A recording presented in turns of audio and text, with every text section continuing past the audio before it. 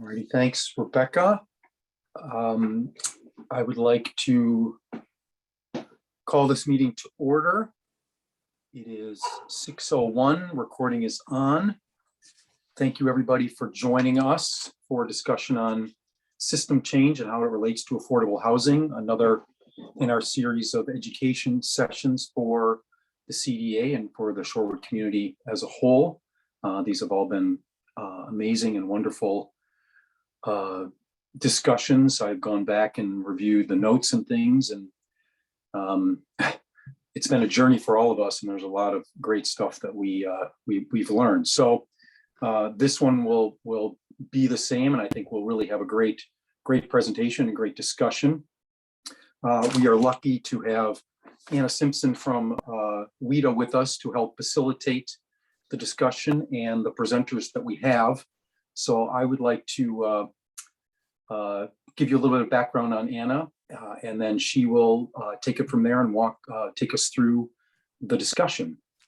So Anna serves as the Director of Community and Economic Development at WIDA and leads a statewide team that focuses on growing economic development statewide, as well as promoting financing products and tools that support WIDA's multifamily lending activity.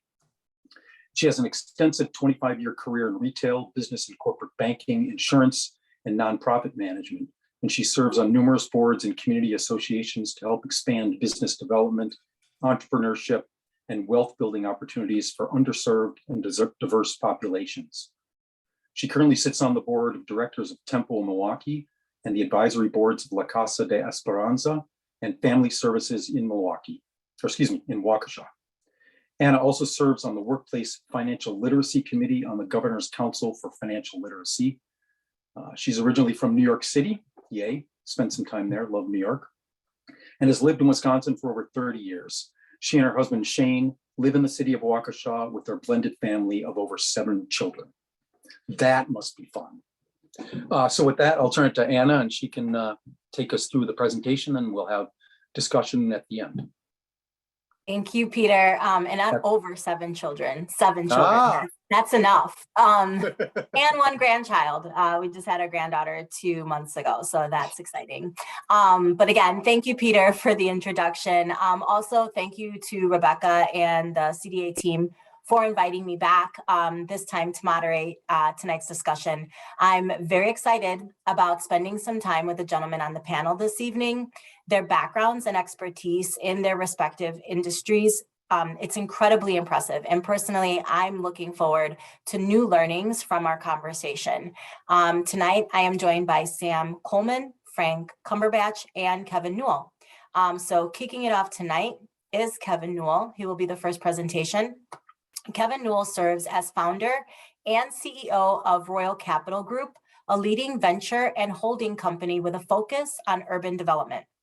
Some of Newell's notable career achievements include real estate partner with the NBA Milwaukee Bucks as developer owner for the new $1 billion Live, Work, Play Entertainment District. He was the first African American to build and own a multifamily commercial development in downtown Milwaukee. He was also the first African American to build and own a multifamily commercial development in Madison, Wisconsin. He's been recognized by the Business Journal as a 40 under 40 recipient, National Top Real Estate Executive, Regional Top 75 Power Broker, and Top 48 Most Influential African Americans in Wisconsin. Kevin is a proud graduate of Milwaukee Public Schools, UW-Whitewater with his BBA and MBA, and a Marquette University Acre alum. So with that, Kevin, the floor is yours. Thank you, Anna. I appreciate it. Every time my team, I get to hear what they list about me in bios, I get excited to kind of say, okay, I'm actually something positive. So thank you for that, the warm introduction. So as Anna kind of highlighted, you know, I happen to lead a group that I'm passionate about with Royal Capital, a group that I founded with the mission of making sure that I can advance things that mean a lot to me and be of service to communities and populations that mean a lot to me as well. And with that, we have a very comprehensive group, but affordable housing is certainly something that we pride ourselves on and trying to be a leader inside of that space. Because we've begun to understand, even in the greater detail, the importance of what affordable housing means for a person's overall quality of life. And deepening that relationship with the healthcare space has been very critical as I kind of lead that into my first slide. So I want to spend a little bit of time quickly, kind of highlighting 3 different developments. As Shorewood, as the village continues to, navigate and speak to some of the opportunities and some of the concerns, I'm going to try to spend some time kind of highlighting 3 developments that are very different in nature, but all happen to have an affordability component and what that means. This development here that I want to highlight is called Thrive on King. Thrive on King is a development that's going to start construction next month. It's been a development that's been in planning for a long time, just over 3 years. And the planning has been very intentional. What I mean by that is this plan, this collaboration with the Medical College of Wisconsin, the Greater Milwaukee Foundation, and Rural Capital as key principals, came together around a general thought of, hey, we want to do something that's very impactful. We want to do something that's something of a generational investment. And we want to make sure that we can put ourselves in a position where we can advance some of the challenges associated with the social determinants of health. And with that, over time, we came up with a Thrive on King as not only a location, but also the placemaking effort that we're looking to advance this mission. And so what Thrive on King represents is an acquisition of a 450,000 square foot building. And the way it all comes together is the Medical College of Wisconsin is bringing some of its centers and institutes that focus on the social determinants of health that are traditionally on their West Campus. And they're going to bring those centers and institutes to the urban core on MLK Drive. The Great Milwaukee Foundation is then moving their full headquarters into this particular location. And they're going to be, just as active as they've always been in terms of grant making and small business loans and other. Complementing some of those uses, we're also going to have a community front doors, what we would like to call it, that's going to have a host of different offerings that include an early childhood education center. It's going to be 5-star rated. It's going to have a maker space.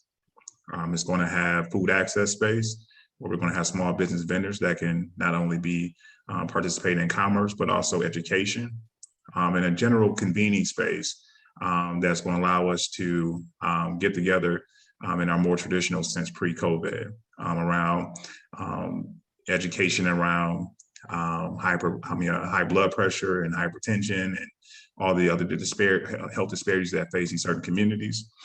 So it's a very comprehensive development. We have affordable housing. We have about 89 units of affordable housing with this development, a mix of both senior and family housing. So this very comprehensive development here all came together around the words of collaboration, which is our partnership is what our partnership is called, Thrive on Collaboration. So this is something of note as it all came together, not by the sheer will of us all being creative and thoughtful and so forth, but it came along with a very, very intentional engagement strategy. And I think my colleague Frank can kind of highlight some of that as he continues on with his process, his development presentation as well. But what I mean by that is we conducted over 50 listening sessions with our neighbors. So before we came in and even selected a building, we wanted to understand what the needs were. We want to understand what the concerns were. Believe it or not, some of these same concerns that Shorewood would have, this community had some of the same challenges. They couple those challenges with some of their other needs. And then with that process, we began to follow some of the themes that kind of rose to the top about what do you need? We all knew in this particular case that housing was pricing out a lot of folks, right? Where we were witnessing a significant amount of displacement. And so with that, we had to take some time to understand where we can be a fit, what the needs were. And affordable housing became one of those needs, both on the senior housing and the family housing side. But again, just taking some time to understand, we can talk about a little bit more the importance of engagement, making sure that all stakeholders are involved, neighbors, municipality, and other in the overall implementation and design process. I'm going to go to the next slide. In the true spirit of collaboration, again, this is another mixed use development. And so I want you all to kind of see the big differences, well, not say the differences, but the similarities, but oftentimes, you know, the true identity of how affordable housing can show up and be one of its own, and as it continues to be hopefully a source of placemaking for community. This development here is the development we completed a few years back in partnership with the Milwaukee Public Library in the city of Milwaukee. They were looking for a new home for their library. We found a very economical solution that would help them reduce their costs. And we coupled that library, which is one of the newer and largest public libraries in the city. We coupled that with about 6,500 units, 65 units of affordable housing. And with that effort, became a very complementary and sustainable development that both parties are thrilled with. The library has a new library that they can be of service, that helps them be of service to the community. And we found a housing for 65 folks that were in desperate need of housing. This particular area has not had a significant amount of affordable housing, so we got a waiting list for days. Anytime there is a vacancy, you know, there's probably 10 people in line in terms of applications. But it's a very comprehensive development. Again, we found out what this community needed. We found some collaboration, and then we moved forward. So that's another consistent theme. The next development, and I'm gonna pass to Mike after this, is actually in Madison, Wisconsin. So with this development here, we were faced with a unique opportunity on the east side of Madison, where we were acquiring land that was in a very established subdivision called Grandview Commons. And Grandview Commons subdivision was primarily a lot of single family homes, a lot of homeowners, and a lot of folks that were concerned about affordable housing. Before we even put a shovel in the ground, we had opposition, right? And I had a ton of emails denouncing myself and my firm and saying a lot of bad things about us. But nonetheless, we were able to move forward in a true collaborative fashion, a ton of engagement, a lot of support. And with this, we was able to build 94 units of townhome developments that kind of helped to fill out the rest of this master plan development. With this though, we're very intentional around the services component. And I think Sam can kind of speak to more of this as well, but the true connection between housing and education is like hand in glove. And with that, what we've done here is we understood the challenge that come along with folks who are, in this case, are, this is workforce housing, right? All of us live in workforce housing. I work and I have a house, right? This is the same context where these folks, traditional 8 to 5s or other shifts. And so what we did, we built in a lot of complementary and thoughtful programming opportunities for these folks. And what that means is we have an after-school tutoring program where the University of Madison students come to the campus on Mondays, Tuesdays, and Thursdays. It's a simple arrangement. We throw a pizza party every Monday, Tuesday, and Thursday. The teacher gives them extra credit, and then long and behold, they show up, right? And they provide these students with the opportunity to have a relationship with some folks who are still younger, but have that college experience. And they can oftentimes help these students achieve success in the classroom around algebra, science, and other things related to STEM. But we also have adult programs, financial literacy, first-time home buyer training. We're bringing a dietitian from UW Systems to kind of talk about how do you have quality and healthy foods without the sodium, right? The sodium being in one of the leading drivers of heart disease, and we all know the impact that heart disease has on all of our lives. So a very intentional development design with the community in mind, and trying to figure out how does it fit. So overall, that's what we've been part of our mission, is figure out how we can bring everybody together in a collaborative manner. Certainly not perfect at it, but we give it a try. So I'll pass the floor back to Anna. She can pass the mic to the next presenter. Great. Thank you so much, Kevin. All right, so our next presenter for the evening is Sam Coleman. Sam Coleman has served in the Shorewood School District since 2019 and currently serves as the district's Director of Curriculum and Instruction. His work in education includes aligning efforts across sectors to advance educational equity and social justice through policy, strategic planning, and leadership development. Prior to his work in Shorewood, Sam's recent experience in service to communities includes serving on the executive leadership team for a network of 14 K-8 schools in the Milwaukee area and serving as the chief of staff for the City of Milwaukee Common Council president. Sam Coleman has more than 14 years of experience in educational leadership and public service. With that, Sam. Anna, thank you so much for that introduction. And I just want to give a thanks to the organizers of tonight's conversation. And for those of you all who are viewing this now and will watch later, I think that these are extremely important and valuable discussions. And so I just want to thank you for creating the space for these discussions to happen and to share my appreciation for just your engagement in these conversations. What I'd like to do is just to talk about affordable housing as a systems strategy for equitable outcomes. And I kind of want to talk about that from a couple different perspectives, but particularly from the school perspective and the educational landscape. So one of the things that I know to be true about access to affordable housing, particularly when that housing is being made accessible to families, is that the young people, if they are school age in those families, also become members of our school community, ideally. And there's a ton of, I think, really important benefits that come from being able to attract families to our schools. And one of the things that we hear over and over again is that families move to Shorewood for our school districts, and they find that our school district and the approach that we take to teaching and learning and the nurturing that students feel when they are in our schools, that truly makes families feel confident in their choice of choosing Shorewood as a place to live and learn. So from a systems perspective, one of the things that I think make us strong as a school district is our partnerships with other systems that make up the entire village.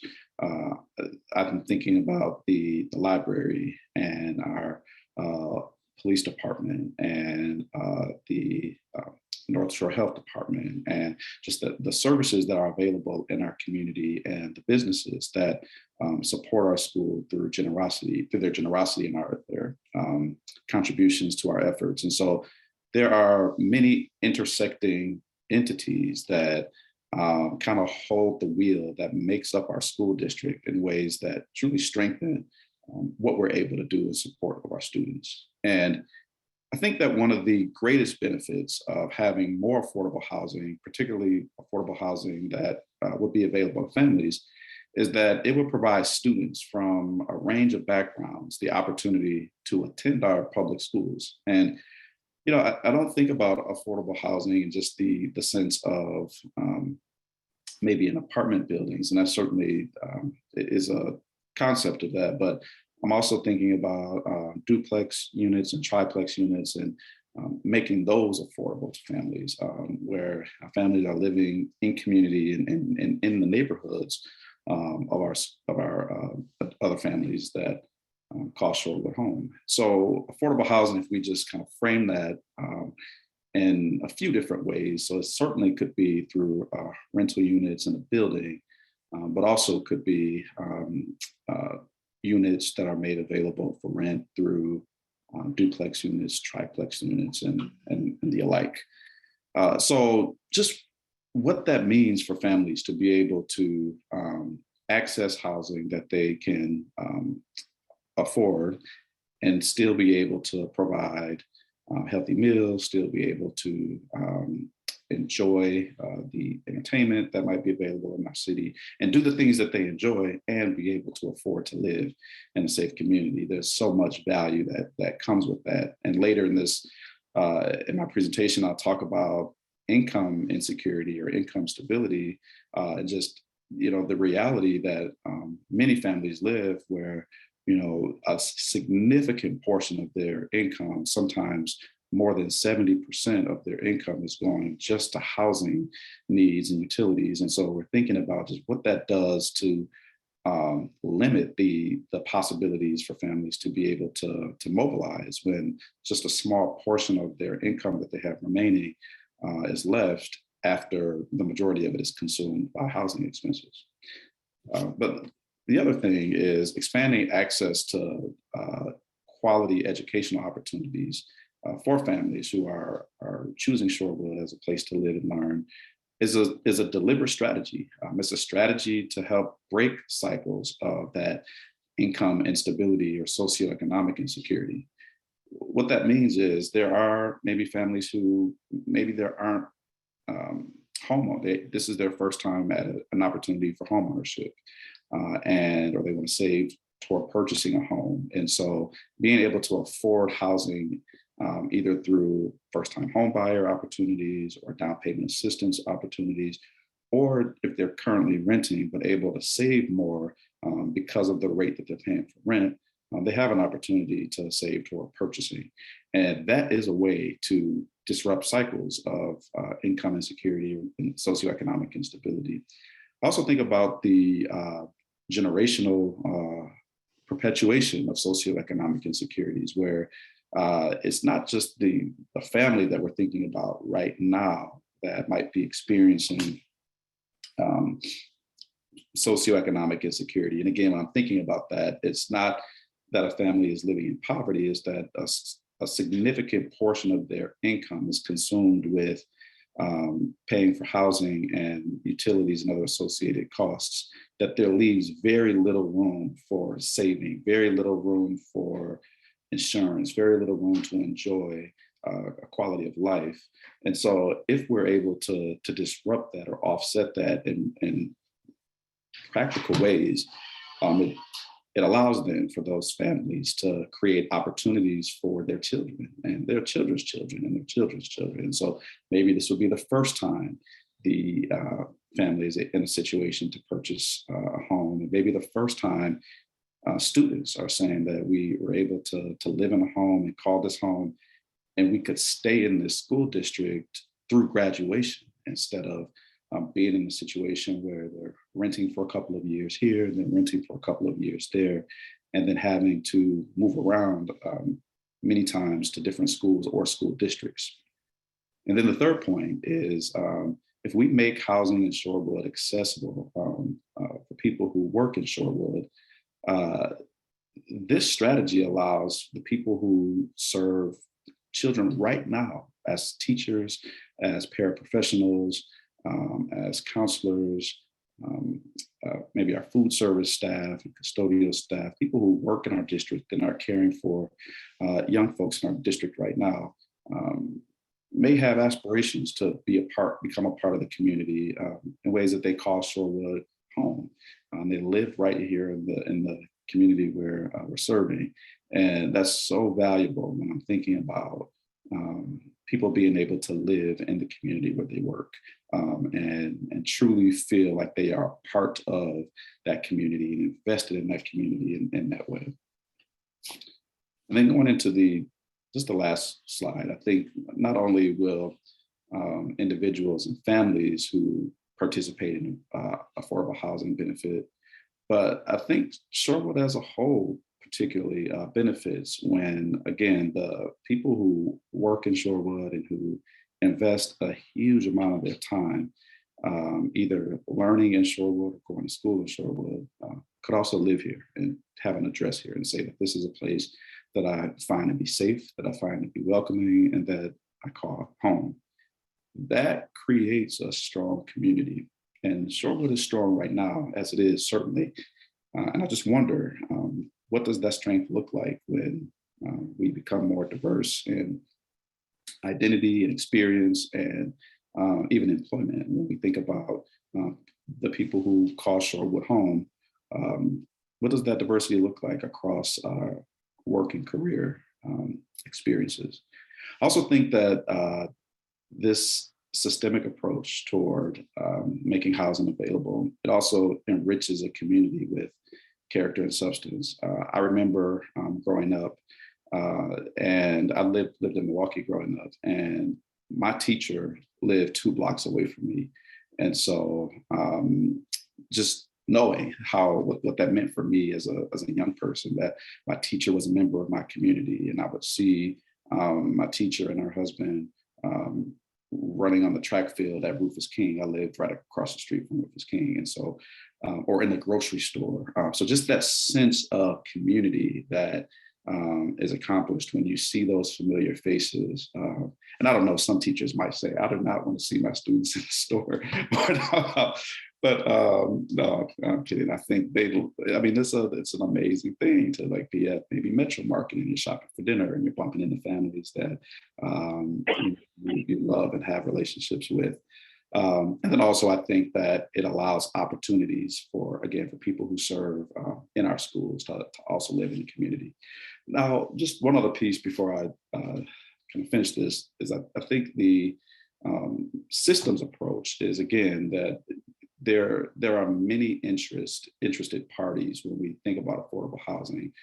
Certainly the residents, certainly the local business community, and in our schools. Like, these are all different entities that I believe could potentially benefit from people living in the community also being able to, again, participate in the local economy of Shorewood, be able to attend our schools. But I also think more largely from a systems approach that there are other entities that could help sustain affordable housing and make affordable housing sustainable over time. So it's not just that it would be on the village, but I think about from a county perspective, just there are efforts that Milwaukee County currently has in place to expand the supply of affordable housing and programs to provide rent assistance. And then from a state perspective, through WIDA, again, programs that are available to expand the supply of affordable housing and increasing home ownership through incentives and even assistance with things like down payment assistance. And so I think that there are, again, from a county and state perspective, systems that are put in place that may offer resources to make affordable housing more of a reality here in our village. And so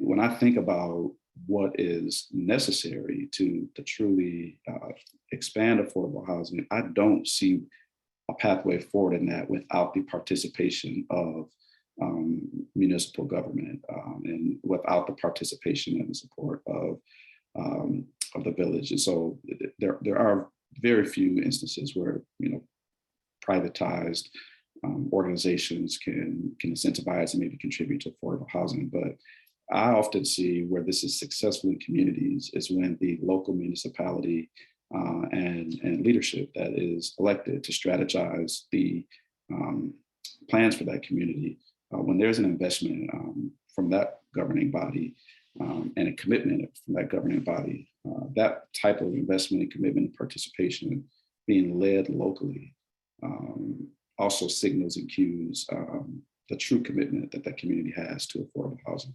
So I know that that's a lot to maybe digest in once. And so thank you for allowing me to, from a school perspective, talk about why we're interested in affordable housing being available for families and even for individuals who work here in our school district. So with that, Anna, I'll pass it back to you. Thank you so much, Sam. So last but certainly not least, Frank Cumberbatch is a Shorewood resident, a father, husband, coach, foundation executive, and community cheerleader. He is currently Vice President of Engagement for Bader Philanthropies, a private foundation headquartered in the Harambe neighborhood of Milwaukee. His responsibilities include leading the foundation's exploration of a neighborhood place-based strategy to complement the foundation's existing grant making and impact investing. Frank is also a member of the Community Development Alliance, CDA. The CDA is an affiliation of Milwaukee Community Development Funders that collaborated with housing and community stakeholders on neighborhood improvement efforts in Milwaukee, including the development of Milwaukee's first collective affordable housing plan. Frank? Well, thank you, Anna. Before I begin, I'd like to commend my two colleagues, Kevin and Sam, on their presentations. I think Kevin really made the case for, when things are difficult, sometimes those are the best things to double down and try to get done. And Sam, I think you did an excellent job of showing that a diverse community, a community that's welcoming, is best for all. So I want to take the approach slightly different from my two colleagues, because they did such a good job already. No need to rehash a lot of those points, to say that if we have affordable housing, we really have an affordable community. But it takes a few other things that needs to be in place for that to happen, right? As Anna said, I'm a resident of Shorewood, and I love everything about Shorewood. My children have been educated in Shorewood, and they are, the sky is the limit for their futures. And so I have nothing but great things to say about that village. But if we are to have an affordable community, a community where all are welcome and all can thrive, it's more than housing. But to Shorewood's credit, they've done quite a bit already. The first thing they've done in this journey towards an affordable community, Sam Coleman has been an integral part of this, and that is to create an equitable school district. I won't say we're quite there yet, but under his leadership, we've made a whole lot of strides in the village of Shorewood to become more equitable, more welcoming for students of color to succeed. Next slide, please. Secondly, we have to have numerous living wage jobs in the vicinity of the community, again, for it to be affordable. And again, I am proud of the general area around Shorewood. I think in the Glendale Industrial Park, along Oakland Avenue, with all the retail we have, close to UWM, even into Milwaukee, within a 5-mile radius. I think we have numerous amount of jobs that are open for all wage levels, and that really gives people the confidence that they could live in Shorewood and work very close to where home is. These are things that have already been done over the past decades to make Shorewood a type of place that all can find a place to call home. The third thing I think that needs to be in place to really have an affordable community is easy access to healthy food, right? We only have to look across the west side of the freeway and see the huge amount of food deserts that we have in the community. And the fallout from that is chronic disease led by obesity and other things, which has a major impact on the children's ability to develop their brain, which then robs them of the opportunity to get a real top level education so they can thrive in the American society. We have a wonderful Shorewood Farmers Market that goes on in the summer and well into the fall, and Metro Market and other things around makes for easy access to healthy food. All of those things make for a welcoming, affordable community, and Shorewood has already done quite a bit of that. Next in that journey is affordable housing, and that is today's conversation, right? Like I said, my colleagues have done a great job making the case for affordable housing. Affordable housing could take many forms, right? It could be single family homes. It could be structure such as Kevin's project here in Milwaukee, or the ones he showed in Madison. I think one of the challenges we have is through this conversation and conversations with citizens and other people in the village is what type of affordable housing is best to leave everyone whole, so to speak, as we move forward. But we have to have affordable housing in order to have an affordable community. And finally, I believe the last thing that we need is a place for everyone to have access to play, for sports, and for wellness. Today, we have a pay-to-play business model. Families are paying over $3,000 per year for their children to play baseball, to play soccer, play hockey, and other sports. The moment we have that, we leave out a huge segment of our communities in Shorewood and in Milwaukee. That is not a sustainable model for an affordable community or for healthy living of our citizens. So I am proud to say that this image you're looking at was born in my head, that we need to disrupt the opportunities and the facilities for all of our children, the children, middle class and upper class children in Shorewood, in Whitefish Bay, Glendale, in Milwaukee, but also for poor families to have access to the same level of play and wellness for their families, low-income families in all of those municipalities. The image you're looking at is a facility that will be built just west of the freeway, north of Capitol Drive, between Green Bay Road and I-43. I'm proud to say that in the team I formed, we purchased 21 acres of land with the Ability Center to provide opportunities for all.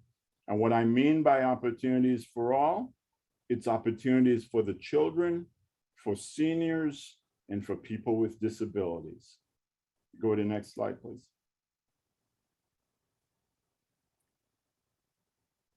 This place will be a gathering place for all of us, regardless of their education, class, race, gender, religion, or whatever category you want to demographic you want to bring to the conversation. All will be welcome. We will provide the highest level of services at a price that everyone can afford. No one will be turned away. We will provide services to all, including, like I said, the youth, elderly, and people with disabilities. We will partner with Shorewood School District and Milwaukee School Districts and Whitefish Bay School Districts to coordinate with those districts, the after-school learning that is a continuity of what's being taught during the day, because we as citizens have a responsibility to educate the children, not just the teachers. Because learning doesn't only take place between the pages of a book. And all of those activities will go on there. We will partner with the healthcare community, some of which Kevin mentioned, the medical college, hospitals, and other facilities, so that we can teach families how to care for their children, how to care for themselves, and how to give everybody a chance to succeed. And then finally, this facility will be an economic engine for the entire region by utilizing what we call sports tourism, where we will host events that will bring economic dollars into the community. And people will buy food in Shorewood, and they will walk up and down Oakland, and they will stay in hotels, and they will leave some of their income in our communities versus the way the model works today, which is our families get in their cars every weekend and go somewhere else so the children can have the experience of top-level sports and wellness for the children and the families. Finally, I want to leave you all with this. If we can go to the next slide, please. Raj Chetty is an economist that grew up here in southeastern Wisconsin. He went to university school. He won the John Bates Clark Medal. The John Bates Clark Medal is arguably the second highest award in economics after the Nobel Prize. And Raj Chetty proved that children growing up has a substantial causal effect on their prospect for upward mobility, depending on where they grow up, which zip code they grow up in, and what is the standard of the community that they grow up in. He won that award by making that case. And I say to all of you in the audience, to all of you leaders who educate, who are entrepreneurs, who own homes, that we ought to give every child in the region that opportunity for upward income mobility by creating affordable housing on top of all the work you've already done with the school district, with the opportunity for healthy food, so that we can be all proud to say we call Shorewood home, a place that develops some of the best citizens in the United States. Thank you very much for this opportunity. I look forward to answering any of your questions. Thank you, Frank. So I actually have a question for Peter real quick. Peter, do you want me to go into the guidelines? Were you going to do that? Or should I start with the questions that we have for the panelists? Yeah, these are, can everybody hear me? Yep. Okay.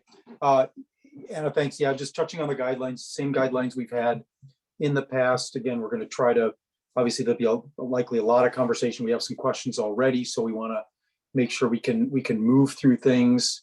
Again, we are looking to have a respectful conversation here, to be open to everybody's comments, to listen, to absorb, to understand that people are coming at this from different perspectives, different understandings, and the goal is to, I think Kevin, he might have said it 15, 20 times in his present, the collaboration, the openness. So that is what we are looking to continue to do here. And I know, being born and raised in Shorewood, that's how we approach things. So just confirming that with everybody.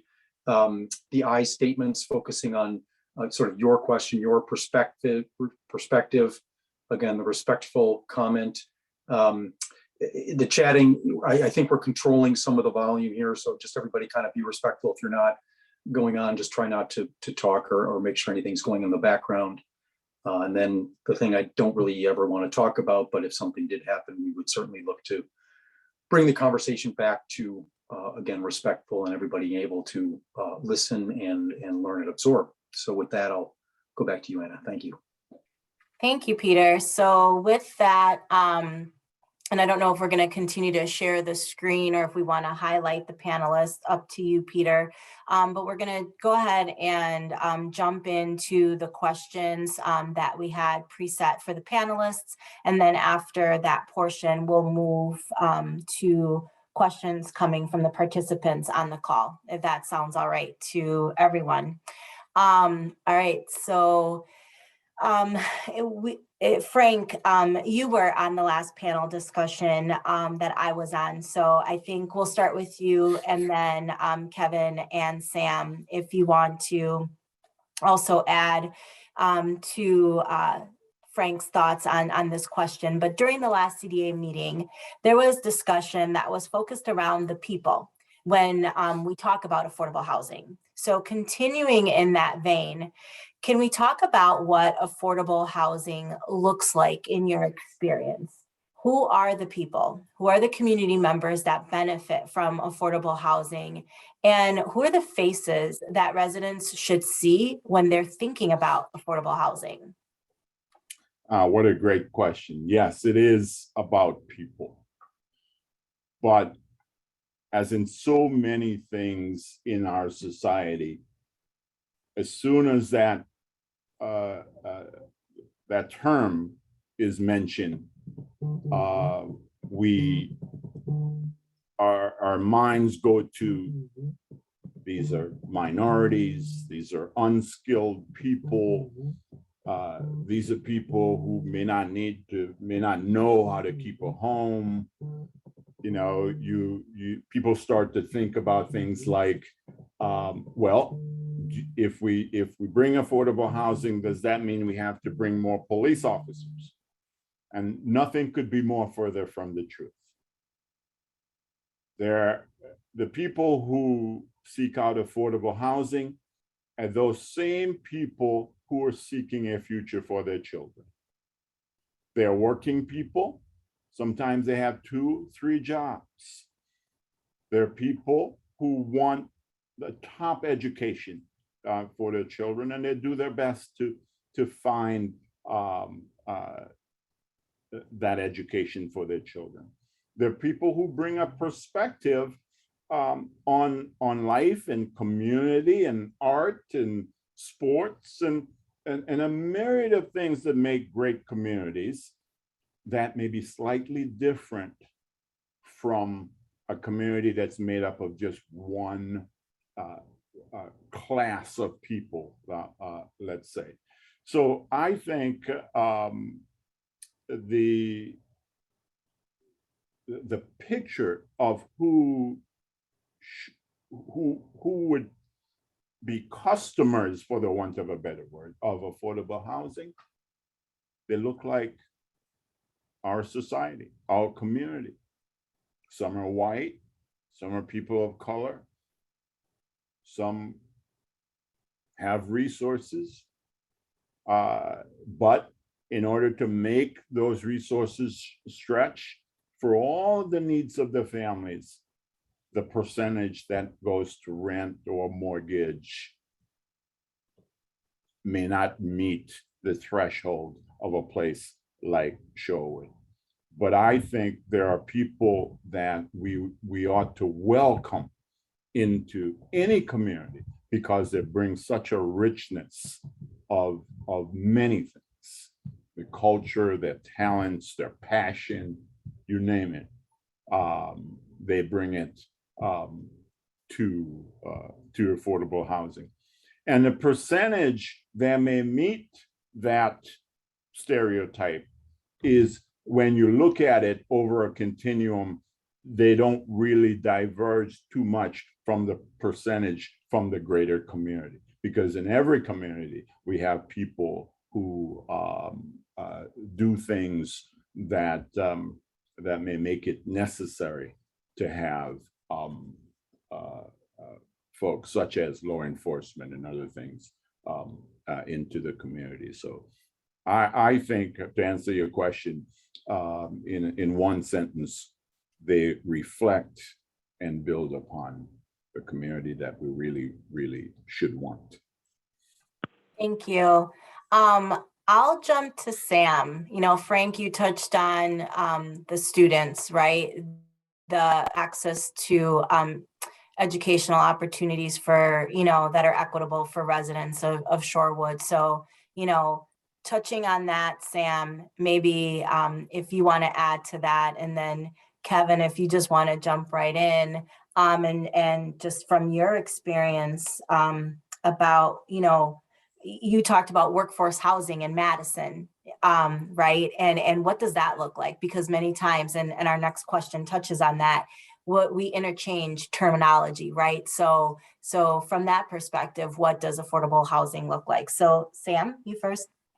Sure. So I think affordable housing looks like sometimes the teachers who work in our schools, who are early in their career. And while being early in their career, there are certain realities that they have to consider when thinking about where they want to live. And so it could be our teachers, it could be our food service staff members, our custodians, our paraprofessionals who serve as assistants within our schools. And so so that usually goes to my mind first when I think about who's writing the check for the housing. But I also think about kids, right? Like the young people who also would call our school district their resident district. Affordable housing looks and sounds like the kids who are enjoying a safe neighborhood, playing hopscotch. I don't know if people still play hopscotch, but maybe drawing a chalk on, writing in the chalk on their front sidewalk. And just as Frank said, and we could spend an entire evening on this, but where people live, undoubtedly, there's a direct correlation to the quality of education in many cases that they can receive. And so I think about it means, and it looks like people who are passionately pursuing a high quality education and a safe environment. And I think we all value that. And so it looks like people who share those same values of a high quality education and a safe community where kids can feel safe to play outside and feel safe to ride their bikes to and from school, and feel safe to walk from home to work if they wanted to. Certainly not on cold nights like tonight, but when it warms up, being able to walk to work, if that's at Lake Bluff or Atwater or our intermediate school or high school. So that's what I think about who those neighbors and residents are and could potentially be if access to affordable housing were expanded. Yeah, I'll jump right in, Anna. It's funny you all say that. I got short sleeve on today. I'm down in Atlanta, Georgia, taking care of some commitments down here for business. So you just reminded me how cold it is back home, and I'll be back tomorrow. So I think we all can appreciate a little warm weather. It's like 70-something degrees here today. But yeah, so I think I wrote down a couple points as relates to affordable housing. Anna, you kind of talked about it. Frank, you talked about it. Sam, you talked about it. Let's put a face on it, right? Affordable housing, I'll say this. I live in affordable housing. Affordable housing is relative to what you can afford, right? It's relative to the person. It's very generic, right? Some of us live in 5,000, 7,000 square foot homes that we can afford, and it's affordable to us. When you break down affordable housing, it's multiple different layers to it. There is very low income housing. which is oftentimes subsidized on a monthly basis for rental payments that go to the landlord. They call that Section 8 housing, right? So a person will receive a month. So the rent to the landlord is $1,200 a month. The federal government comes in every month with a check of $1,100, right? This is very low income housing, Section 8. Then there's affordable housing, what they would call workforce housing, right? Which is most of the developments I just showed you all, or all the developments I showed you all, was workforce housing. That's folks making what we would now call the new middle income, call it $50,000, right? So let's break down that $50,000. There was a discussion about the importance of healthcare. I mean, the importance of childcare. So if you have children that are 0 to 3 in their early childhood space, outside of the developmental needs that come along with that, we talk about how do you pay for it, right? This is before they can go to K4, and they can be, they can be paid for through the school system. So 0 to 3. It's about $250 a week per kid, right? It's about $2,000 a month for 2 kids, right? Let's say you make $52,000 a year, which is $25 an hour.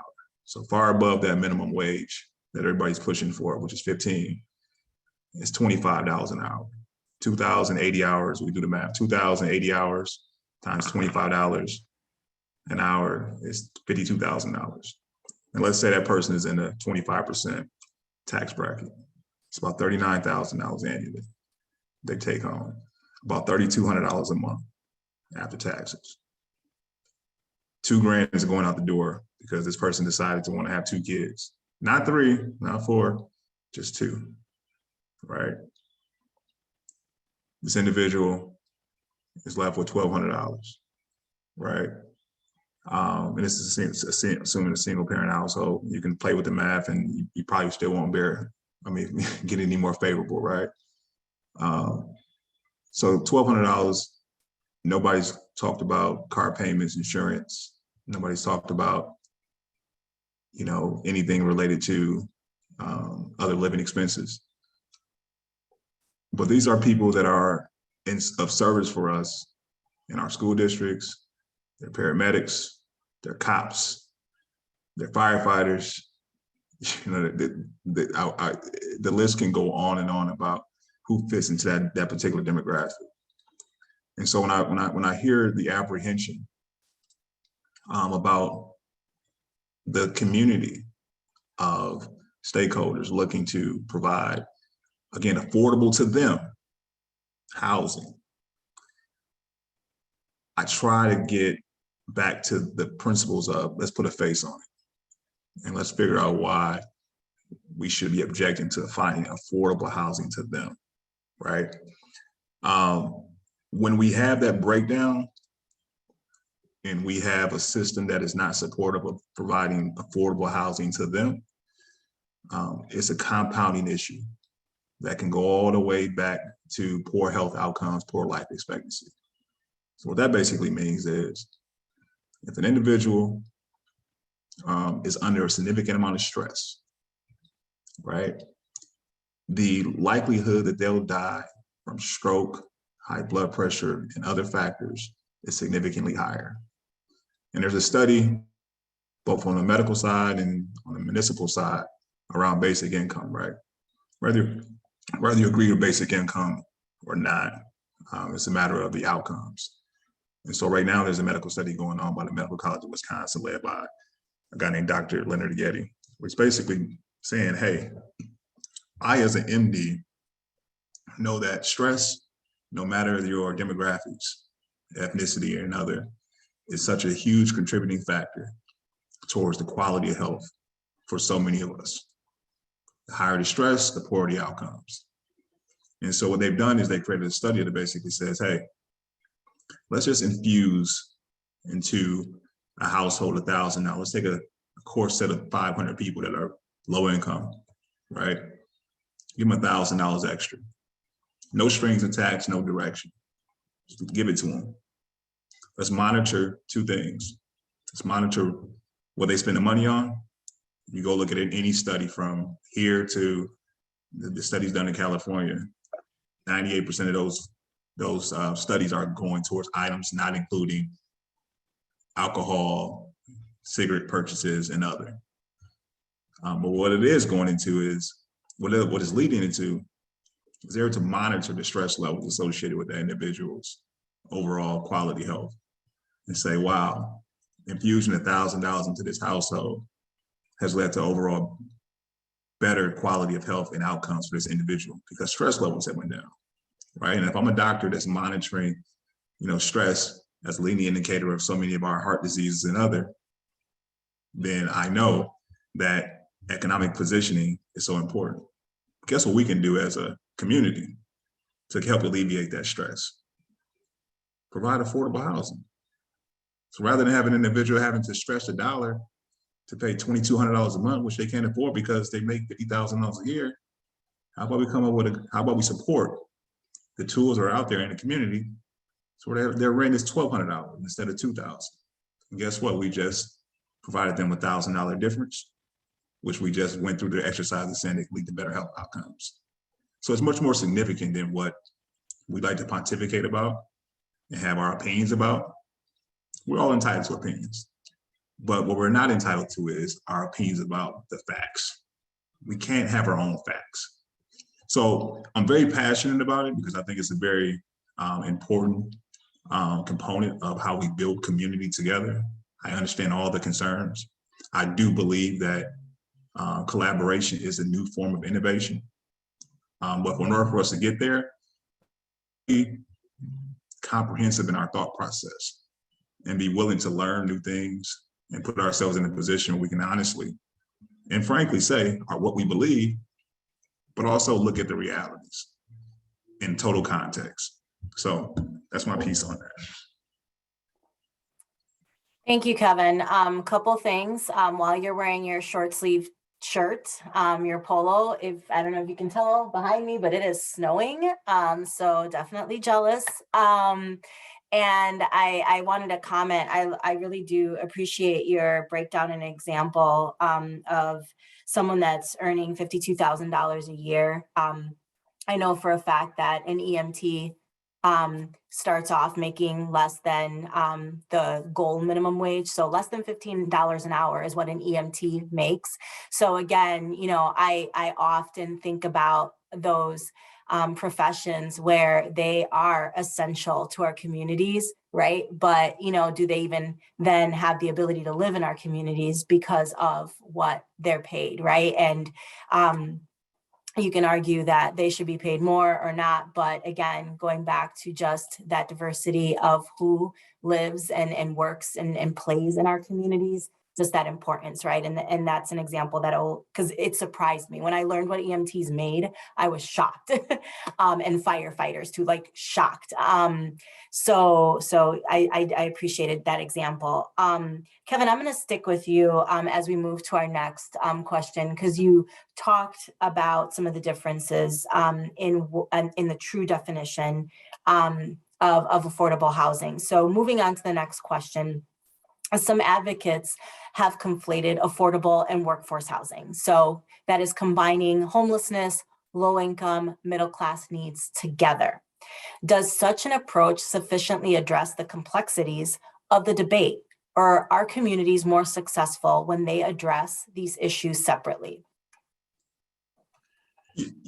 And that's the challenge that part of the industry that we probably have created ourselves by not creating a true and better understanding of how to interpret affordable housing and the different segments and populations that have a need for quote unquote affordable housing. Again, I just kind of blanketly tell everybody we're all living in affordable housing. Hopefully somebody's not living above their means, but we're all living in what's affordable to us. So we're all falling into that bucket. And then when you start talking about it from the standpoint of subsidized housing, with workforce housing, the way the mechanics work of the programs that are very traditional to the space, they bring in resources that are then coupled with the financial resources of the municipality, such as TIF and other. They bring those resources together and say, hey, this development which is a market rate quality development. Of course, countertops, grade floors, nice bathrooms and other, right? Market rate look, but with the revenue, it's not there, right? Because if you want to charge affordable rents on a monthly basis, $600 or $800 is a lot different than $3,000. So in order to make this work, the stakeholders in the community inside of the affordable housing space come together to resource and say, hey, we're going to subsidize the front end of this transaction. We're going to bring in all our money, put it on the front end. So then you, Mr. Developer, can go on to charge below market rents for this beautiful market rate looking building, right? And so then the community of workforce households making $50,000 a year, let's say, they come in and there's no further subsidy. The rent is $1,200, they're paying $1,200. On the opposite end of the spectrum, there is that affordable housing that is dedicated to folks who are oftentimes jobless. Jobless meaning that they don't have a steady income or wherever their circumstances are, wherever the circumstances are that's facing them. The government then comes in and says, hey, on a monthly basis, I'm going to come in with a check to subsidize your rent. Mr. Developer, you're still going to get $1,500. I'm going to give you 14, and this person is going to give you 100, right? Because they're either jobless or don't have, the means to support themselves. But that's not a vast majority of affordable housing. And that's actually a subset of affordable housing that has its own needs, is significantly under-resourced, and oftentimes becomes the poster child, though, for affordable housing. When reality is, when people hear WIDA, and it's the programs associated with the workforce housing. When you hear the Housing Authority of the City of Milwaukee, then you start to think about the Section 8. But I don't think the Housing Authority of Milwaukee is interested in coming to Shorewood. But WIDA is. So it's a very technical discussion that has gotten a lot of different, vantage points. People look at it from different angles. But the true essence of it all, this is our social responsibility to help folks be in a position where, they can live and thrive and be a part of our community in a very seamless way. And it's not about oftentimes culture fit. Somebody reminded me on LinkedIn recently, it's about culture add. It's not about assimilation all the time. It's really about integration. It's about standing for the principles that we all, hope to stand behind as leaders and family members and so forth. And so I don't want to get too much on the soapbox, but the technical components of affordable housing are very multifaceted. And I would like to put all of us in a position of being educated about what it truly means and its impact. Thank you. Frank, Sam, anything that you'd like to add to that question? Any thoughts that you have on that? Sure. I guess I just would like to add, I referenced briefly in my remarks around the presentation around making housing affordable through a few different ways, a few different systems. So I talked about potentially through state-funded programs, such as through WIDA, through the county. But even there are federally funded programs. Many of you all may have heard of some of these. It started out with the, I believe it was the Teachers Next Door program, and it's set up to provide assistance for affordable home ownership and then in the form of down payment assistance. That program has since expanded to the healthcare workers next door and the public safety and first responders workers next door. And so there's also federal programs designed to make housing affordable. And the reason why I, again, want to talk about this is, in this context, is to think about affordable housing through both rental, but then also home ownership. And just knowing that there certainly are possibilities and opportunities for housing to be made affordable for individuals who are interested in renting, But then also for the home ownership component of affordable housing as well, just how important it is to lift that up and consider that as a part of the conversation when we're talking about affordable housing and home ownership that is supported through programs that are publicly funded at the federal level, potentially, and then also and administered locally through the state and county levels.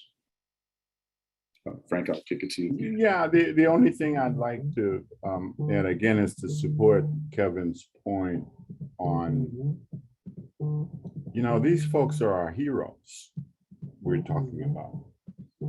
They are heroes. When somebody breaks through your window, the guy who's quick to run to the house to help your family might be living in that affordable housing. I watched during COVID, I watched people stand in the grocery store and just whine and scream about what wasn't on the shelf, only to have an appreciation for, how it got on the shelf when we didn't have COVID, was the people who lived in affordable housing. The people who taught your children to read, to hit a ball, and then they ended up in the MLB. They lived in affordable housing. So I think we just have to put a sort of a humanity on the conversation, a way of, and change our mindset to say, these are American brothers and sisters. Some of them even lined up at US embassies in foreign land for days and months and years, and they come to our community. They speak a different language when they got here, but they integrated and become part of who we are, and they added great value in the food that we eat that tasted so good, and the music that we listen to that is so great. Those are the people that live in those affordable housing, as Kevin laid it out. So I really think that I am erring on the side of a positive, that Shorewood people, great people, that when this is done, will say, let's build housing that they could afford, so they could spend the rest of the time enjoying all that Shorewood has to offer. Thank you. So you guys have given us very compelling reasons as to why it is important from your perspective for a community such as Shorewood to look at that next step of it as part of being an integrated community, looking at affordable housing. But certainly there are some concerns from the community. And we did receive a question ahead of tonight that I did want to pose to the group. And I think maybe Kevin, Frank, maybe one of you guys want to start with answering first. So the question from a resident that we received was just wondering if there are studies or data that show whether affordable housing increases crime trends in a community. So is there a direct correlation between affordable housing and trends in crime in a community? Let me say this, Frank, if you don't mind. Yeah, you go ahead, bro. So I'll give you guys another example. Highlighted with the fact that crime in Milwaukee, I think we know now that it doesn't have much border. There's no border, right? The crime happening in Milwaukee impacts us all that may live in the suburbs, right, of Milwaukee. To yesterday, a young man, 19, had just turned 20 years old, was sentenced to 15 years in prison for a string of different car break-ins, home evasions, and other. I was one of the victims. Came to my house, trailed me home. I was in the house for 10 minutes. They had been staking out my house in the car that they wanted. That was mine. And 10 o'clock in the morning on a Sunday, I'm literally getting ready for my daughter's birthday party. And stole my car, right? Armed individual. And it rocked my peace to the core, my entire family. We went away to Florida for a little bit because, you know, it got very complicated. It wasn't just a simple car theft. It turned into an extortion attempt too, where they placed calls to my personal cell phone demanding cash or else, right?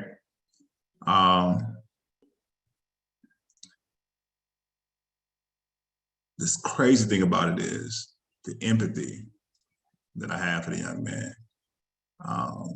And in the essence, the feeling that I probably was part of letting him down. Is profound in me. In the sense that I think about all the challenges that he grew up with. You know, the poor education system. I know where his mother lives and the quality of housing that's available to that part of town and so forth. And thinking about maybe if she didn't have to work 2 jobs and she had affordable housing where she can work 1, maybe she had more time for oversight. Maybe he went to a better education system, he would have been around, you know, better fundamentals to kind of lead a quality life, right? But it goes back to the point again, that crime does not evade us. We can have these imaginary borders. I drive through Shorewood probably every other day, on or to from the office. If we really think that affordable housing in some way, shape, or form or another, and I can let Frank speak to some of the data, will be a leading cause for crime increase, I think that we're walking around with blinders on. Because that allows us to basically not to ignore the invasion, let's call it. And I hate to be so generic with that word, because that's really not a good quality word given the circumstances right now. But the impact of what's happened, what happens in Milwaukee will no doubt bleed over into Shorewood. And guess what? I promise you, it won't be because of the affordable housing that was built. It most likely will be because of the affordable housing that was not built. It'll be because mom needed 2 jobs, and guess what was happening? Just to pay rent. Guess what was happening? Kids unattended, kids getting into things and so forth. So you look at the string of events, this is very systemic. This is a long-term problem that we gotta all pony up and put our big boy girls and boys shorts on and make this thing work. If not, don't worry about the crime again coming from the affordable housing you didn't build, because the crime from Milwaukee and surrounding areas will be knocking at your doorstep before you know it. So it's my authentic side of it. So I'll let Frank speak to any data. I will, no, thanks for that, Kevin. That was yeah, when it hits home, it really just jars you. I'll answer the question and then I'll give you a short explanation as to why. The answer is no. There's never been any what one may call scientific study that shows that any affordable housing project is brought behind it an increase in crime. And I'll tell you why. When you, to extend off of what Kevin was saying, you're a mom with 2 kids and you live in part of the city where all you can afford is $800 in an absentee landlord's piece of property. When you put the children to bed, the rats are running over them. The children wake up feeling a sense of nobody cares. But when mom, by the grace of God or whomever, can find a place for that same $800, that the children could see a clean wall and lights, bathroom, a toilet that's white. Something comes over you, you get a sense of some dignity that you're human. And your whole demeanor changes. You start to think differently of what's around you, right? And just as Kevin gave a personal rendition of what happened to him, I know that feeling because that was me. To move from filth to just a little bit of an improvement. Allow me to tell my friends you could come to my house now. That's simple. That's what children want to do, have their friends over. So the answer to whomever that asked that question, really don't understand what it does to the psyche of living in a decent space that you call home, that is just affordable to you and your family. Never seen any of it. Sam? Yeah, hey, I just wanted to point, I am aware of, I think the question asked, has there been study or research done? And actually, there has been studies and research done on to dispel some of the myths or assumptions about public housing and affordable housing. And I wanted to share the title of that research study, particularly in that point around the myth, does public housing or affordable housing breed crime? There was a study on that that actually dispelled that myth and assumption. And so there's a text, this was done in 2015 by Cornell University. And the name of the study is called Public Housing Myths, Perception, Reality, and Social Policy. And so if you were to access that study, again, it's called Public Housing Myths, Perception, Reality, and Social Policy. And you'll find that, again, it was published by Cornell University or the Cornell Press. And it's a comprehensive study over multiple decades up to present generation. So I challenge and encourage folks who are interested in looking at longitudinal studies around the impact of public housing, what those impacts are and are not, to check out that study. Again, Public Housing Myths, Perception, and Reality, Reality and Social Policy. And the editors of that, Nicholas Dagan and Lawrence J. Vail, and you'll find that study. So I want to direct people to that if you're interested in truly looking at the research that has been done over multiple decades on this question. Ooh, Thanks, Sam. thank you. I will say that one got me a little bit emotional, but every time Frank starts talking about the condition that children live in, it hits me to the core. And I will add maybe a little bit to that too. And I would have to look up specifically. So Sam, I'm not prepared, so I cannot quote the actual research, but there has been research, and Frank, you might even know this. So please jump in, but there's been research done kind of proving the inverse, right? So talking about conditions, exactly, that in the city of Milwaukee, there's a high issue with lead in homes. Shorewood has aging housing stock as well, right? But the difference is that residents in Shorewood predominantly have the ability to fix those issues, whereas in the city of Milwaukee, especially if they're rental units, no one's investing to fix these problems with lead paint, et cetera, et cetera.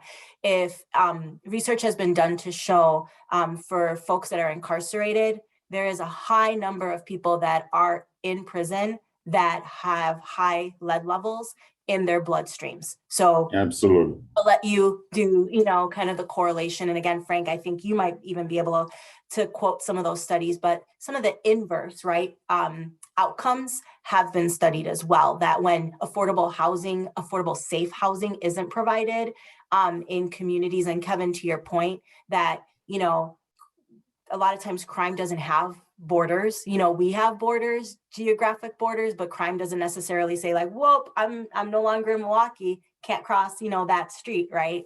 That I always talk about communities, and I might have even said this the last time, it's a wheel and spoke system, and you've got your core, but but even if you're out in the spokes, you got to kind of think about the core and how we're all interconnected, right? So just thank you for the way that you guys answered that question. Anna, can I just jump in for just a quick sec?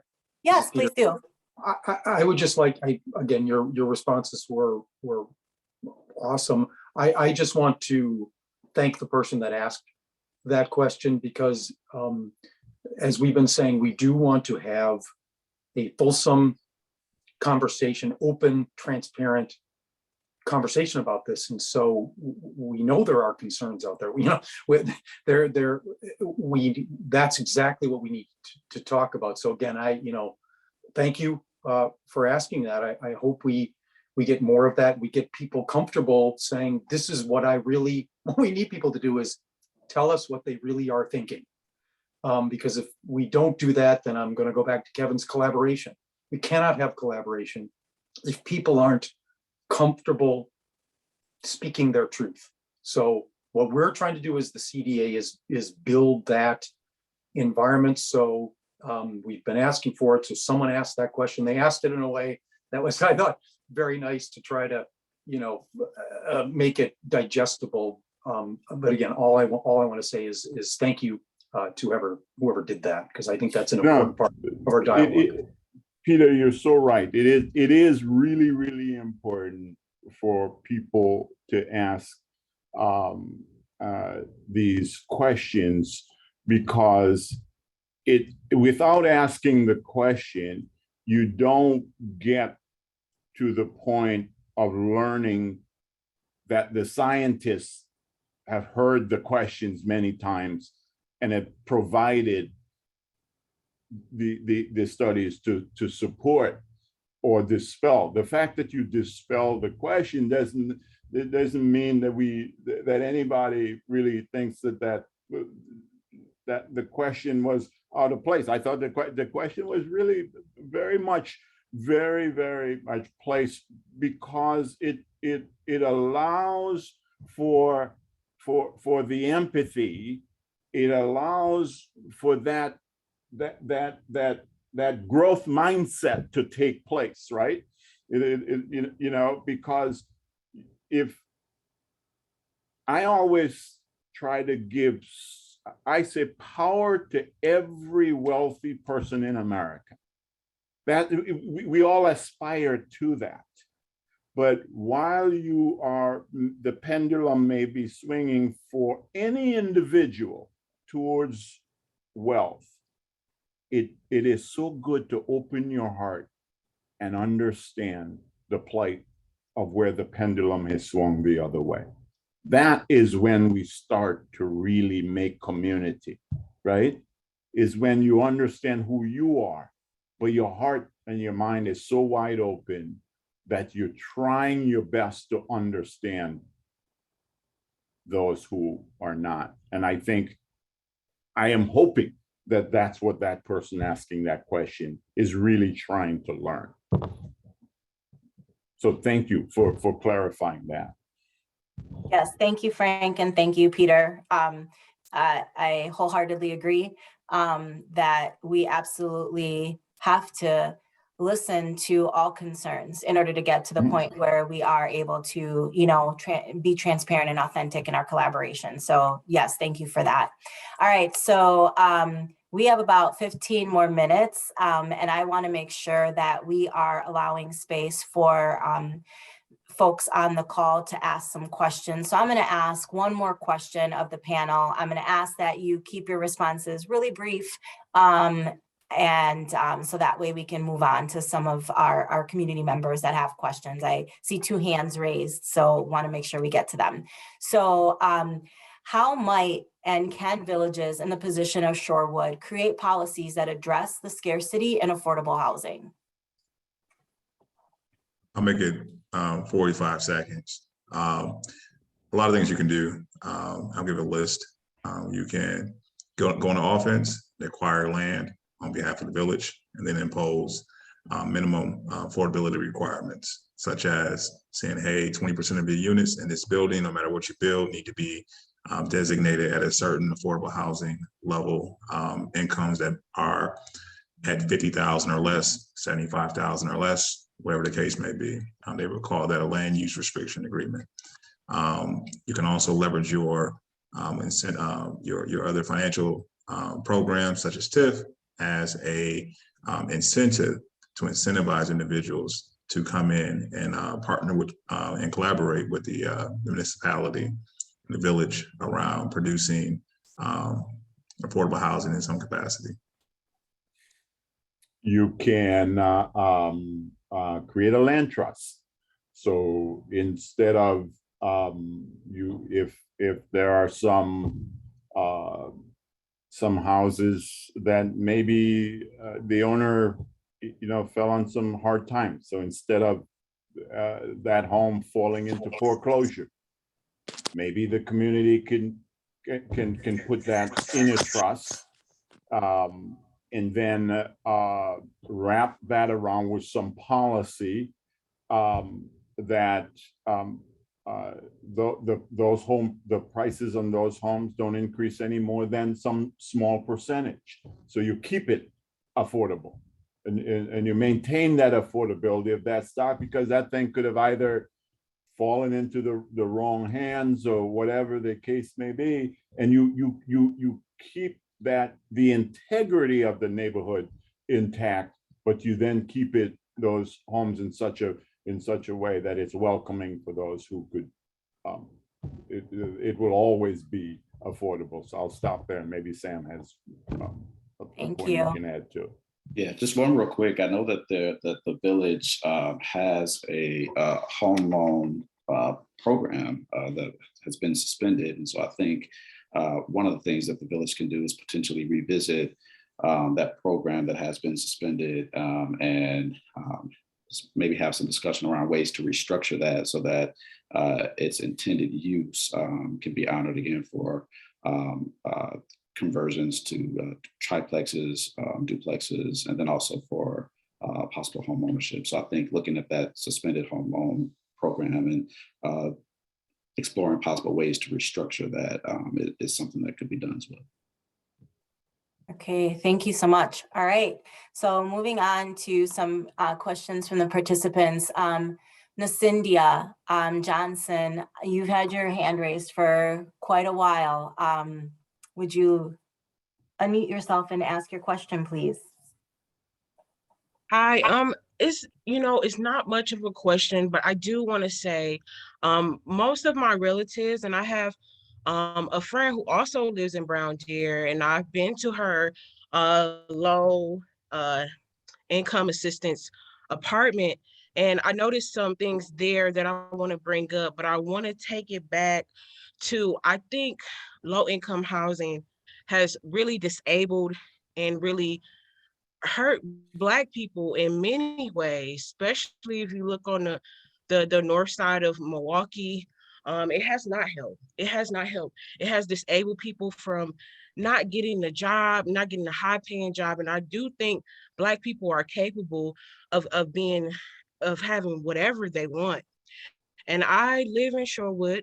My household is under 50,000. I mean, well, my husband gets paid under 50K, so make around 48,000. And so, no, we're not rich, and we are minorities, and we do live in Shorewood. Shorewood is very diverse, and I don't think in order to make Shorewood diverse and to bring Black people in, you need to have low income housing. I think Black people are capable of moving here on their own dime and not lowering anything to be able to move here. I know I have aunties who are in their 50s and 60s who've been on low income assistance and government programs all of their lives, and they are so dependent on it. It has hurt Black people so much, and the Black people who are getting handouts, they're not going to talk against it. They're not going to say anything bad about this. They're going to be for it. And this community is a strong community and built off, you know, their own. And for you guys to come in when you can go to the north side of Milwaukee and actually try to help them because they actually need it more. And I think you guys are coming over here and trying to build off their foundation when you can simply go to the north side where young black men see a lot of these successful, and they had the same past that I had, where I've seen people murdered at the bus stop. I lived on 35th and Cherry for a while, and then I lived on 47th and Monarchy. And Miss the Miss crime that I Johnson, see over there. Ms. Johnson, sorry, just for the essence of time, because we do have to end at around 7:50. Did you have a specific question? If not, I'll open it up to the panelists if they want to react, but I do want to make sure that respecting all that. How are low income assistance going to benefit this community? Because I really don't see, I feel like you're benefiting from this community. The community is not going to be benefiting from the project that you're trying to have. And it seems like you guys have already made your decision. So I just want to say that I've came here on my own dime. I do think Black people are capable of getting things on their own. I was in Brown Deer. My friend only had to pay $119 for rent. And I mean, going out into her apartment was absolutely beautiful, but going outside and going to a playground where you see people smoking weed, and things like that, it really is something that we need to talk about, because right now, all of you guys are saying good things and talking about all the pros and all of these things, but that's not really the case. And I really do think that you should keep it real with these people that are on here, because the president, Shorewood, they probably have not ever lived in a predominantly Black neighborhood like I have. I've lived in Parkland. All right. I've seen, you know. Ms. Johnson, all right, so let's open it. Let's see if Frank or Kevin want to react. But before you react, I do want to say one thing. Just keep in mind for the entire audience that when we're talking about affordable housing, it is not specific to any ethnicity or racial background. I saw in the Shorewood the newspaper that you guys said that you were going towards Black you wanted Black people and to make Shorewood more diverse. So I read the newspaper, and you guys were Pacific inside the newspaper. All right, so let me say, I'll let someone else react to that. If I may, Ms. Johnson, I want to say congratulations to you and your family. You know, it's welcome to Shorewood. Thank you. And it's wonderful to have you in Shorewood. But two corrections to your statement. One, Kevin Newell made it explicitly clear where he drew the difference between low-income housing and affordable housing. This conversation is about affordable housing. Secondly, I did not hear any one of my colleagues, and I certainly didn't do it, talk about Black people. Kevin Newell talked about workforce housing, white people, Black people, Latino people, Asian people, all sort of people make those range of dollars. They have expenses, and they do the best they can. I am not denying your experience of witnessing crime at a bus stop or any of that. But we also made the point that that my colleague Sam Coleman made, which is there is no direct correlation between those crimes that one witnesses and one knows exist in our society and affordable housing. So, Ms. Johnson, I am so, it is great I'm to really know talking about that I'm talking about the programs that disable Black people. I'm talking about Black people because I am Black. So I'm not talking about understood, Asian people or white people or any of understood. that. I'm Black. So Yes. when I say that these, even affordable housing is, for me, it's just the same thing where we're Ms. giving Johnson, them Ms. a, Johnson, oh, Ms. Johnson, can I ask a question? I really, go ahead. I value the candor. I value, as you kind of said, the realness of it. I really appreciate you saying things that may represent, how others feel on the call, right? I value it. The question I have, I just want to understand too, right? That's all this for me is a listening session as well. Do you and your husband rent or own in Shorewood?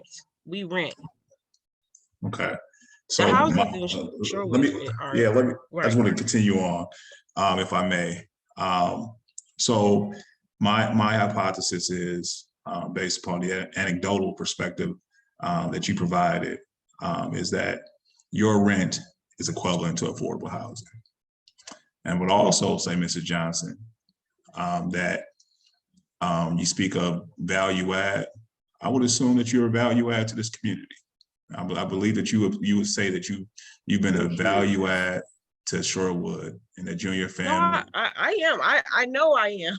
So right. right. And I also would believe that you think that your outcomes improve dramatically as far as you being able to raise your family in a healthy environment, different than what was at Parkline and in those other spots, right? And that if you had remained in those communities and that kind of environment, your outcomes probably would not have been the same, right? But you've been afforded the opportunity to do something for your family and move to Shorewood and be a value add.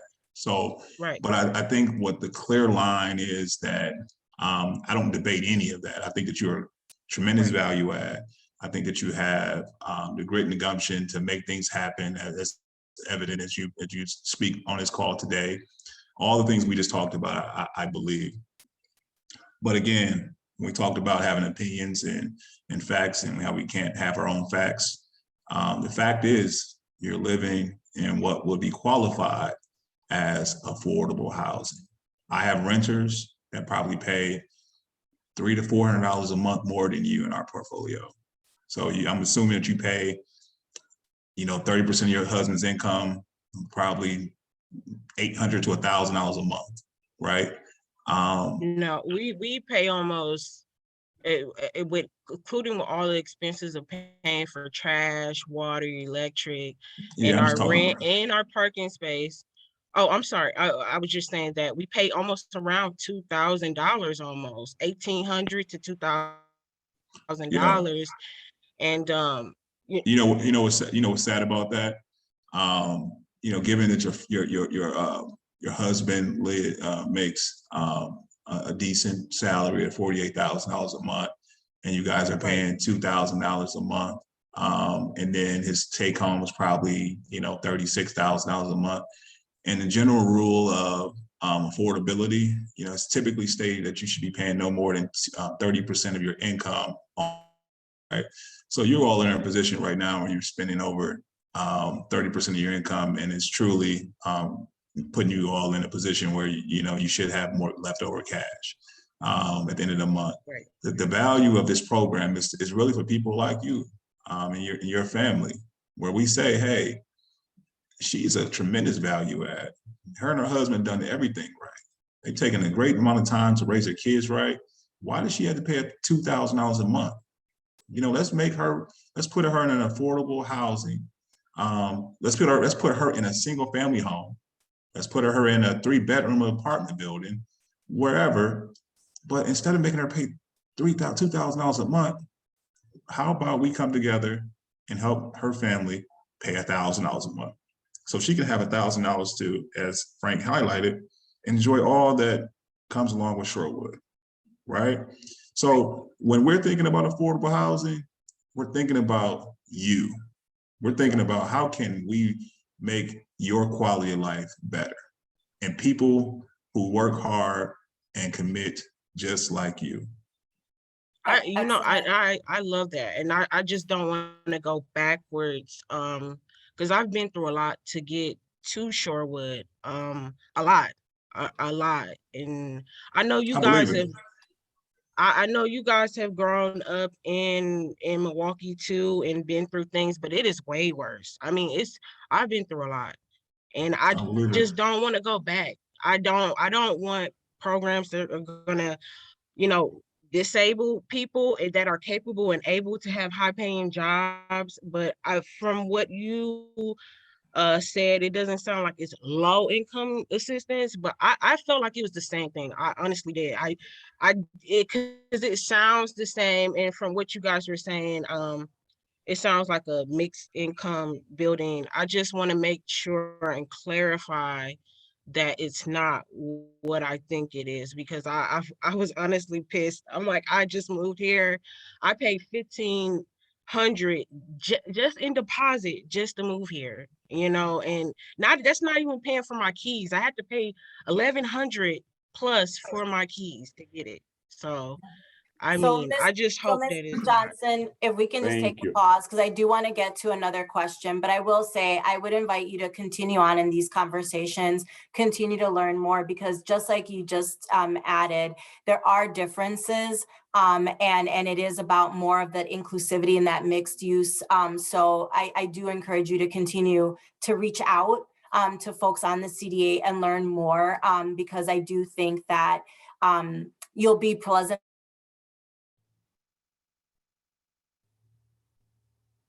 Did we lose her? I think so. Mr. Chair, you might have to take over. Okay, yeah. Yeah, the only thing I would say is we as Shorewood win because of you, Ms. Johnson. I thank you, Absolutely. this is exactly the whole point.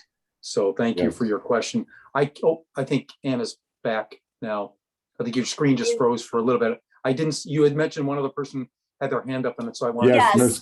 Carpenter. Jessica Carpenter. So I wanted to make sure we got to her. Yep. Thank you. Thanks. I appreciate it.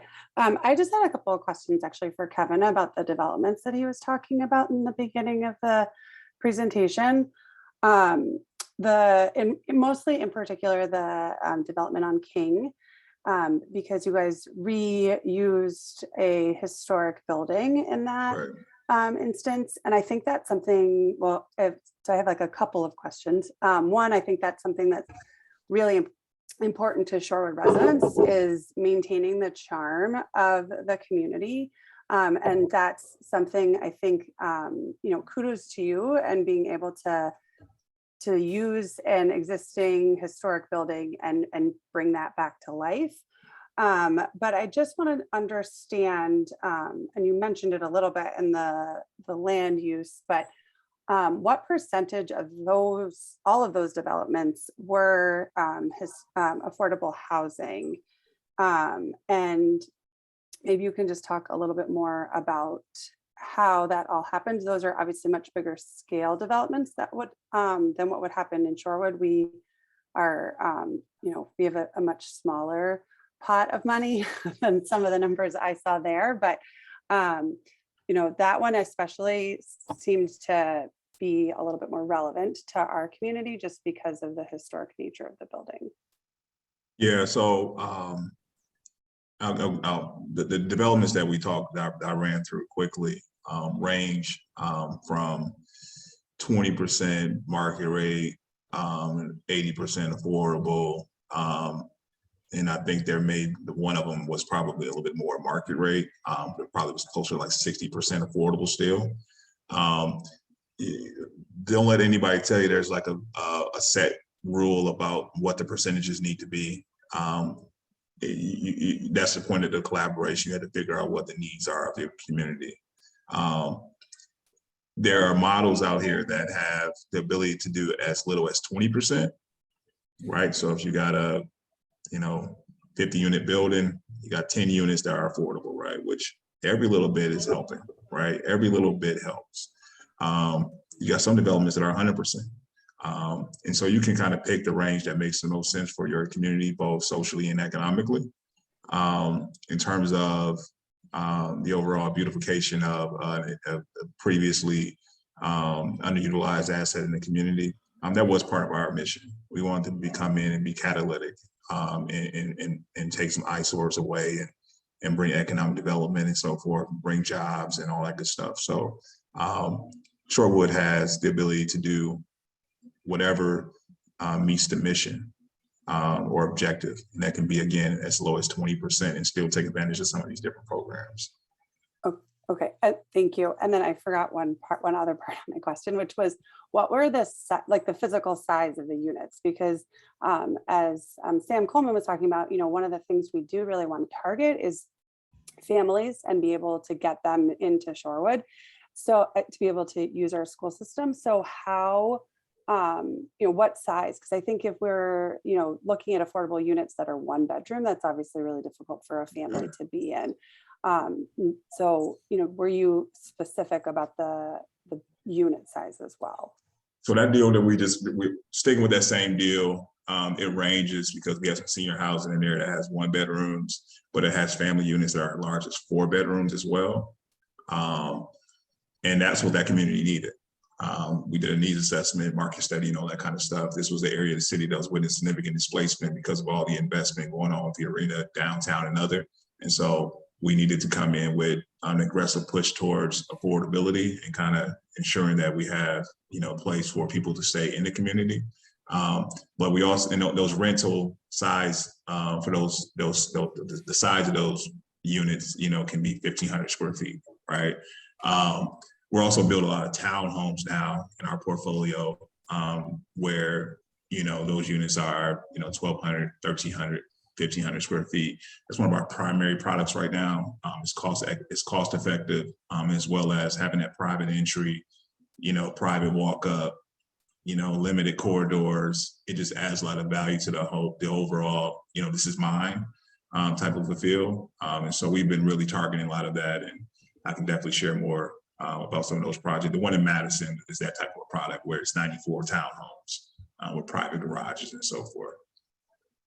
And those will remain rentals. Those are not like a rent to own. Nope, they'll stay rental. We do a lot of home ownership training.